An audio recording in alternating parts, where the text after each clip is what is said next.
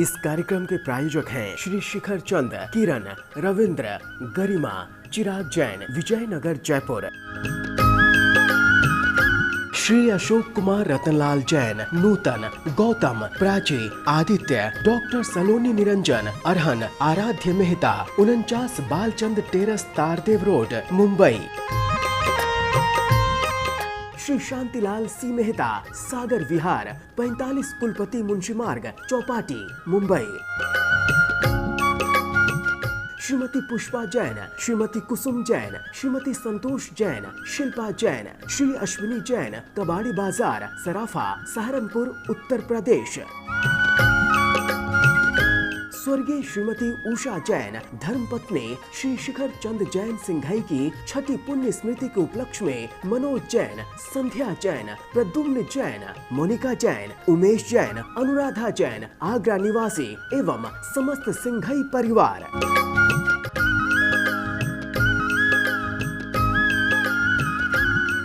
जय जिनेन्द्र, तीन भुवन में सार, वीतराग विज्ञानता, शिव स्वरूप शिवकार, नमः त्रियोग संहारिके। पंच परमेष्ठी भगवान की जय। संत शिरोमणि आचार्य विद्यासागर जी महाराज की जय। पिछली पाठशाला में 4 भावनाओं का हमने चिंतन किया था। संसार भावना, एकत्व भावना, अन्यत्व भावना और अशुचि भावना। संसार भावना में संसार में कुछ सार नहीं, यहाँ सब दुखी ही दुखी हैं। एकत्व भावना में मैं अकेला करता हूँ, अकेला भोगता हूँ, कोई मेरा साथी नहीं। अन्यत्व भावना में जब शरीर ही मेरा नहीं, जो मेरे साथ हमेशा रहता है, तब जो मुझसे भिन्न रहने वाले घर मकान स्त्री मेरे आदि कैसे हो सकते हैं? नहीं हो सकते। अशुचि भावना में शरीर से कैसे राग करूं? शरीर में तो निरंतर सारी गंदगी, सबसे गंदे पदार्थ जो दुनिया के हैं वो इस शरीर के अंदर भरे पड़े हैं। ऐसे शरीर से मैं कैसे राग करूं? आइए अब अगली भावना आज है आश्रव भावना, उस पर उच्चारण करते हैं। जो योगन की चपलाई, जो योगन की चपलाई, ताते वे आश्रव भाई, ताते वे आश्रव भाई, आश्रव दुख कारो घनेरे, आश्रव दुख कारे घनेरे, बुद्धिवंत तीने निर्वेरे, बुद्धिवंत तीने निर्वेरे। ये आश्रव भावना है। आश्रव कहते हैं कर्मों का आना आश्रव है। तत्वार सूत्र में लिखा है काय वांग मनः कर्म योगः स आश्रवः, अर्थात शरीर वचन और मन की जो चंचलता है, जो क्रिया है, उसे योग कहते हैं और वह योग आश्रव है। देखें इसमें क्या कह रहे हैं पंडित जी। जो योगन की चपलाई, जो योग मने मन वचन और काय, इनकी जो चंचलता है, ताते माने उससे होता है, हे भाई आश्रव होता है।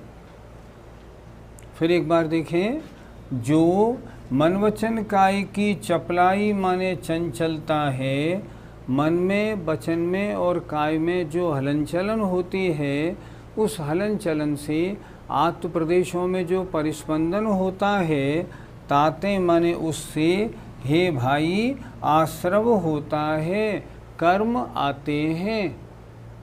आश्रव दुखकार घनेरे, ये आश्रव घनेरे माने बहुत दुख के करने वाले हैं। कर्मों के आने से ही तो संसार है, इसलिए ये आश्रव घनेरे माने बहुत दुख के करने वाले हैं। बुद्धिवंत जो बुद्धिमान माने ज्ञानी लोग हैं, तिन्हें माने उनको निर्वेरे दूर करते हैं, मतलब आश्रव से दूर होते हैं। पंडित जी, आश्रव किसे कहते हैं? आश्रव की सरल परिभाषा जो हम बच्चों को पढ़ाते हैं वो तो ये पढ़ाते हैं, कर्मों का आना आश्रव है। आत्मा में कर्म आए, कर्मों का आना आश्रव है। लेकिन समझदार लोगों की परिभाषा है, कार्मण वर्गणाओं का कर्मरूप परिणमन होना आश्रव है। कार्मण वर्गणाएं आत्मा के साथ चिपकती हैं तो दो कार्य होते हैं। पहले कार्मण वर्गणाएं कर्मरूप परिणमन करती हैं और फिर उसके बाद आत्मा से एक में एक हो जाती हैं। तो कार्मण वर्गणाओं का कर्मरूप परिणमन करना आश्रव है। पंडित जी, आश्रव कितने प्रकार का होता है? आश्रव दो प्रकार का है, एक द्रव्याश्रव और एक भावाश्रव। अर्थात जो कार्मण वर्गणा है उनका आना या उनका कर्मरूप परिणमन करना, ये तो है द्रव्याश्रव। और आत्मा के जिन परिणामों से कार्मण वर्गणाएं कर्मरूप परिणमन करती हैं वो कहलाते हैं भावाश्रव। फिर समझें अच्छी तरह, आश्रव दो प्रकार का, एक द्रव्याश्रव और एक भावाश्रव। अर्थात कार्मण वर्गणाओं का कर्मरूप परिणमन करना द्रव्याश्रव है और आत्मा के जिन परिणामों से कार्मण वर्गणाएं कर्मरूप परिणमन करती हैं उन परिणामों को हम कहते हैं भावाश्रव। इस तरह आश्रव के दो भेद समझने चाहिए। पंडित जी, भावाश्रव के कितने भेद हैं? तत्वार सूत्र का एक सूत्र है, मिथ्या दर्शन विरति प्रमाद कषाय योगा बंध हेतवः। ये बंध के कारण हैं, अर्थात भावाश्रव हैं। अर्थात 5 प्रकार का मिथ्या दर्शन, 12 प्रकार की अविरति, 15 प्रकार का प्रमाद और 25 प्रकार की कषाय और 15 प्रकार का योग, ये भावाश्रव हैं। अर्थात इस रूप जब आत्मा के परिणाम होते हैं तब कार्मण वर्गणा कर्मरूप परिणमन करती है। फिर एक बार देखें, मिथ्या दर्शन के 5 भेद, एकांत विपरीत विनय संशय अज्ञान। अविरति के 12 भेद, 5 इंद्रिय मन को वश में नहीं करना, 6 काय के जीवों की रक्षा नहीं करना। प्रमाद के 15 भेद और कषाय के 25 भेद, 16 और 9 कषाय। और योग के 15 भेद, 4 मनोयोग, 4 वचन योग और 7 काय योग। इनमें प्रमाद को कषाय के अंदर गर्भित कर दिया तो भावाश्रव के कितने भेद हो गए? 5 मिथ्यात्व, 12 अविरति, 25 कषाय और 15 योग। इस प्रकार इन 57 प्रकार के जब आत्मा के परिणाम होते हैं तब कार्मण वर्गणाएं कर्मरूप परिणमन करती हैं, ये भावाश्रव कहलाते हैं। इनको बंध के कारण अर्थात आश्रव माने भावाश्रव कहा है। इन परिणामों के कारण कार्मण वर्गणा कर्मरूप परिणमन करती है, अर्थात आश्रव होता है। पंडित जी, क्या सभी कर्मों का आश्रव दुख देने वाला है? देखो, तत्व 7 होते हैं, उनमें जीव और अजीव ये तो जानने योग्य हैं, ज्ञेय। आश्रव और बंध ये हेय हैं, छोड़ने योग्य। संबर और निर्जरा ये उपादेय हैं, करने योग्य। और मोक्ष प्राप्त करने योग्य है। इसलिए आश्रव और बंध को हेय में गिना जाता है। लेकिन आश्रव 2 प्रकार का, एक पुण्य प्रकृतियों का आश्रव और एक पाप प्रकृतियों का आश्रव। अगर हम हिसाब से देखें तो पाप प्रकृति कितनी? 100, पुण्य प्रकृति कितनी? 68। अब प्रश्न है, इनमें दुख देने वाली कौन? अगर संसार के हिसाब से देखें आत्मा की पराधीनता के हिसाब से देखें तो आश्रव आत्मा को पराधीन करता है। वैसे अगर देखें तो जो 100 पाप प्रकृति है ये दुख देने की कारण है, और जो पुण्य प्रकृति है वो सुख में कारण है। पुण्य प्रकृतियां सांसारिक सुख को देती हैं, कथनचित उपादेय हैं, लेकिन पाप प्रकृति जो 100 हैं वो तो हेय ही है। इसलिए लिखा इन्होंने, आश्रव दुखकार घनेरे, बुद्धिवंत तिने निर्वेरे। जो बुद्धिवंत माने ज्ञानी हैं ये उनको दूर करते हैं। तो किनको दूर करते हैं? जो पाप प्रकृतियों का आश्रव है उनको।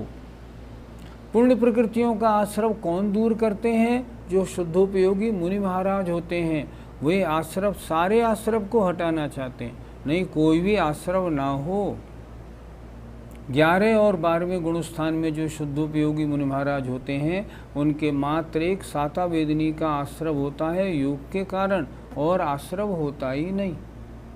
इसलिए पाप प्रकृतियों का आश्रव एकदम हेय है, पुण्य प्रकृतियों का आश्रव कथनचित हेय, कथनचित उपादेय है, और आश्रव से रहित होना, संवर निर्जरा में लगना, ये परम उपादेय है। आश्रव का रुकना है संवर। अब अगला देखते हैं, संवर भावना का स्वरूप क्या है। चिंतन किया जा रहा है कि जिन कारणों से आश्रव होता है मैं इनसे बचूं। अब बचना अर्थात आश्रव को रोकना, वो कैसे होता है वो देखते हैं। जिन पुण्य पाप नहीं कीना, जिन पुण्य पाप नहीं कीना, आत्म अनुभव चित दीना, आत्म अनुभव चित दीना, तीन ही विधि आवत रोके, तीन ही विधि आवत रोके, संवर लहि सुख अविलोके, संवर लहि सुख अवलोके। संवर भावना, कर्मों का आना रुकना संवर है। देखें, जिन माने जिन ज्ञानियों ने पुण्य पाप नहीं कीना, जो पुण्य और पाप दोनों रूप परिणामों को नहीं करते हैं, जो ज्ञानी जीव पुण्य और पाप रूप परिणामों को नहीं करते हैं तो क्या करते हैं? आत्म अनुभव, आत्मा के अनुभव माने जानने में जिन्होंने अपना चित्त दे दिया है, जो परिणामों से पुण्य रूप पाप रूप परिणामों को हटा करके अब आत्मा के अनुभव में लगे हैं, तिन ही उन ज्ञानियों के द्वारा ही आवत विधि, आते हुए कर्म रोके जाते हैं। जो ज्ञानी पुण्य और पाप से हट जाते हैं, आत्मा के अनुभव में जिन्होंने अपना चित्त लगा दिया है, उनके फिर आते हुए कर्म रुक जाते हैं, और संवर लही, और संवर को पा करके प्राप्त करके वे सुख का दर्शन करते हैं। अतीन्द्रिय परम आत्म सुख में डुबकी लगाते हैं। संवर भावना, चिंतन करने वाला सोच रहा है कि मैं आश्रव से हटूं और संवर में आऊं। क्यों? संवर में सुख है, आश्रम में दुख है। पंडित जी, संवर का प्रारंभ किस गुण स्थान से होता है? संवर और आश्रव दोनों विरोधी हैं। आश्रव का रुकना संवर है, तो आश्रव के कारणों का रुकना हुआ और संवर का प्रारंभ हो गया। अब देखो, आश्रव के कारण मिथ्या दर्शन, अविरति, प्रमाद, कषाय और योग। मिथ्या दर्शन, इसका हटना, मिथ्या दर्शन कहाँ हटा? दूसरे गुणस्थान से हट गया। मिथ्या दर्शन कहाँ है? पहले गुणस्थान में है। अब दूसरे गुणस्थान में मिथ्या दर्शन नहीं, तो दूसरे गुणस्थान में मिथ्यात्व के कारण जो 16 प्रकृतियों का आश्रव होता था वो रुक गया। तो संवर का प्रारंभ कहाँ से होता है? संवर का प्रारंभ दूसरे गुणस्थान से होता है। तीसरे गुणस्थान में 16 तो मिथ्यात्व के कारण आने वाली प्रकृतियां रुकी और 25 अनंतानुबंधी से आने वाली और रुकी। 41 प्रकृतियों का संवर तीसरे गुणस्थान में हो गया। संवर का प्रारंभ होता है दूसरे गुणस्थान से। अच्छा, संवर की पूर्णता कहाँ होती है? जहाँ संवर के कारणों का अभाव हो जाए, संवर जहाँ आश्रव के कारणों का अभाव हो जाए। आश्रव के कारण मिथ्या दर्शन, अविरति, प्रमाद, कषाय, योग। 13वें गुणस्थान में अरहंत भगवान के भी आश्रव है। साता वेदनी का आश्रव होता है। क्यों होता है? क्योंकि वहाँ योग है। भगवान उठते हैं, चलते हैं, बैठते हैं, दिव्य ध्वनि होती है, उनके योग है। तो संवर की पूर्णता कहाँ होती है? 14वें गुणस्थान में होती है। 14वें गुणस्थान में आश्रव बिल्कुल नहीं होता। संपूर्ण सारी प्रकृतियों का आश्रव रुकना 14वें गुणस्थान में होता है। 11, 12, 13वें गुणस्थान में केवल एक प्रकृति का आश्रव होता है, साता वेदनी का। बाकी सबका आश्रव रुक जाता है। इसलिए संवर का प्रारंभ दूसरे गुणस्थान से और संवर की पूर्णता 14वें गुणस्थान में होती है। पंडित जी, आत्मा के किन परिणामों से संवर होता है? द्रव्य संग्रह की एक गाथा है। वद समिधि गुत्तियो धम्माणुपेहा परिश जौय चारितम बहुभेया णायवा भाव संवर विशेषा। व्रत 5 प्रकार के, समिति 5 प्रकार की, गुप्ती 3 प्रकार की, धर्म 10 प्रकार का, अनुप्रेक्षा 12 प्रकार की, परिशयों का जय और 5 प्रकार का चारित्र, ये सब भाव संवर के कारण हैं। इन सब से भाव संवर होता है। और दूसरी परिभाषा में मिथ्यात्व से हटके सम्यक्त्व को प्राप्त करना, अविरति से हटके व्रतों को धारण करना, प्रमाद से हटके अप्रमादी बनना, कषाय से हटना और योग से हटना, ये क्रम से संवर के कारण हैं। आश्रव और संवर भावना के बाद में अब निर्जरा भावना को देखते हैं। निज काल पाय विधि झरना, निज काल पाय विधि झरना, तासो निज काज न सरना, तासो निज काज न सरना, तप करि जो कर्म खिपावे, तप करि जो कर्म खिपावे, सोई शिव सुख दर्शावे, सोई शिव सुख दर्शावे। इस छंद में निर्जरा की चर्चा है। निर्जरा माने कर्मों का आत्मा से अलग होना। थोड़े कर्म अलग होते हैं तो निर्जरा, सारे कर्म आत्मा से अलग हो जाते हैं तो मोक्ष हो जाता है। निर्जरा 2 प्रकार की होती है, एक सविपाक निर्जरा, एक अविपाक निर्जरा। सविपाक निर्जरा कर्म उदय में आए, फल दिया और झड़ गए, इसका नाम सविपाक निर्जरा। ये संसारी हर जीव के होती है।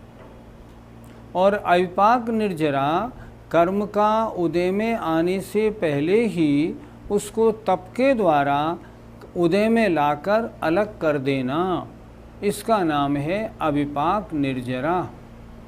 मोक्ष मार्ग में सविपाक निर्जरा काम की नहीं, वो तो हर जीव के होती है। मोक्ष मार्ग में कार्यकारी है अविपाक निर्जरा, जो तप के कारण होती है। आइए देखते हैं इसमें क्या लिखा। निज माने अपने, काल माने समय को पाकर कर्मों का झड़ना, इसका नाम सविपाक निर्जरा है। निर्जरा की बात हो रही है तो अपना समय पा कर के अपने समय के अनुसार संसार के हर जीव के जो कर्म झड़ते हैं, तो अपना समय पाकर के जो कर्मों का झड़ना है, तासों उससे निज काज अपना कोई कार्य नहीं सरता है, नहीं होता। आत्मा का कल्याण नहीं होता, वो तो संसार के हर जीव के होते हैं, वो कल्याणकारी नहीं होती। तो फिर कल्याणकारी क्या है? तप कर जो कर्म खिपावे, तप करके जो कर्मों को खिपावे माने नाश होना, माने नष्ट करते हैं। तपस्या के द्वारा कर्मों को समय से पूर्व ही खिपा के उनकी निर्जरा कर देना अविपाक निर्जरा है। तो कह रहे हैं तप करके जो कर्मों का नष्ट करना है, वह तप ही शिव सुख दर्शावे, मोक्ष सुख को दिखाने वाला है। अर्थात सविपाक निर्जरा से अपना काम नहीं बनता, अविपाक निर्जरा से मोक्ष सुख प्राप्त होता है। कार्यकारी है अविपाक निर्जरा। मेरे सविपाक निर्जरा तो बराबर हो रही है, उससे मेरा काम बनने वाला नहीं। मैं ऐसे कार्य करूं, ऐसा तपस्चरण करूं जो अविपाक निर्जरा हो, और कर्म उन जितने मेरी आत्मा में हैं उन सबको मैं तप के द्वारा झड़ा के और अपनी आत्मा को शुद्ध बना लूं। पंडित जी, अविपाक निर्जरा का प्रारंभ हम किस गुण स्थान से माने? इसका उत्तर थोड़ा बड़ा विचारने वाला है। जनरल जो हमारे दर्शक हैं वो इसका उत्तर शायद नहीं समझते होंगे, तो ज़रा ध्यान से देखना। अविपाक निर्जरा का प्रारंभ पहले गुण स्थान से होता है। आप बड़ा आश्चर्य करेंगे, पहले गुण स्थान में अविपाक निर्जरा का क्या काम? लेकिन आचार्यों ने लिखा है जो सातिशय मिथ्या दृष्टि है, जो सम्यक्त को प्राप्त करने में आगे बढ़ रहा है, जो करण लब्धि में आ गया है, उसके पहले गुण स्थान में जहाँ से अपूर्व करण का प्रारंभ होता है, वहाँ से अविपाक निर्जरा का प्रारंभ हो जाता है। प्रति समय असंख्यात गुणी निर्जरा वहाँ से प्रारंभ हो जाती है, और वहाँ से फिर आगे सम्यक दृष्टि से जो पंचम गुण स्थानवर्ती उस सातिशय मिथ्या दृष्टि से सम्यक दृष्टि के असंख्यात गुणी, वहाँ से फिर जो श्रावक व्रती है उसके असंख्यात गुणी, उससे मुनि के असंख्यात गुणी, और फिर तत्वार सूत्र के अनुसार असंख्यात गुणी निर्जरा आगे बढ़ती जाती है। प्रारंभ कहाँ से होता है? प्रारंभ होता है पहले गुण स्थान में करण लब्धि वाले मिथ्या दृष्टि के अपूर्व करण से होती है। पंडित जी, फिर निर्जरा का मुख्य कारण क्या है? सम्यक दर्शन और सम्यक ज्ञान सहित जो चारित्र का धारण किया जाना है या तपस्चरण किया जाना है, वो निर्जरा का मुख्य कारण है। उन्होंने स्पष्ट लिखा है तपसा निर्जरा चो, तप से निर्जरा होती है। तप कितने प्रकार का? 6 प्रकार का अंतरंग और 6 प्रकार का बाह्य। बाह्य तप कौन सा? अनशन, ऊनोदर, व्रत पर संख्यान, रस पर त्याग, विविध शय्यासन और कायक्लेश, ये बाह्य तप निर्जरा में कारण हैं। अंतरंग में प्रायश्चित, विनय, वैयावृत्त, स्वाध्याय, व्युत्सर्ग और ध्यान, ये निर्जरा में कारण है। इनमें भी सबसे ज़्यादा निर्जरा ध्यान नामक जो अंतरंग तप है उसके द्वारा होती है। वास्तव में मुक्ति का कारण तो ध्यान है। कौन सा ध्यान? पहले धर्म ध्यान 10वें गुण स्थान तक, उसके आगे शुक्ल ध्यान, और जब शुक्ल ध्यान में पहुंचता है जीव तो 11, 12, 13, 14 और सिद्धवत प्राप्त कर लेता है। तो मुक्ति का मुख्य कारण या कहें निर्जरा का मुख्य कारण ध्यान है। इसलिए ध्यान में अपना मन लगाना चाहिए। लेकिन पहली बात, पहले सम्यक दृष्टि बने, सम्यक ज्ञान प्राप्त करें, व्रतों को धारण करें, चारित्र को धारण करें। इस पंचम काल में 7वें गुण स्थान तक आना है, उससे ज़्यादा नहीं। कम से कम इतना तो हम कर लें, व्रतों को तो धारण कर लें, ताकि 24 घंटे प्रति समय निर्जरा होना प्रारंभ हो जाए।